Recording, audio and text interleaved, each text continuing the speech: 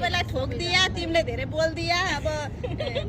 बङ्गाली पाकिस्तानीले मात्रै जुठो पारेका होइन नेपालबाटै जुठो भएर आएका हुन् होइन हामी तिनैजना अब सबै बिहे गरिसकेका मान्छेहरू हुन्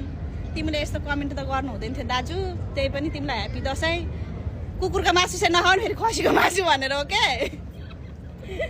दुबई आएको मात्रै होइन संसारको जुनसुकै कुनामा भएको केटीहरू पनि सबै यस्तै हो है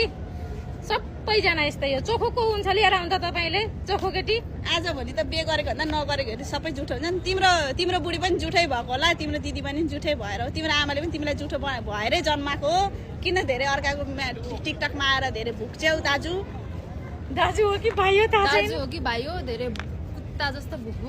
भुक्ने होइन है पहिला आफ्नो दिदी बहिनीलाई ठाउँमा राखेर हेर अनि मात्रै हामीलाई कमेन्ट गर ओके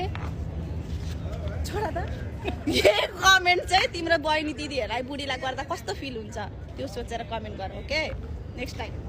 राम्रो कमेन्ट गरिदिनु ल साथीहरू प्लिज नराम्रो कमेन्ट नगरिदिनु न म त फ्यामिलीसँग हो त मलाई किन यस्तो नराम्रो कमेन्ट गर्नुहुन्छ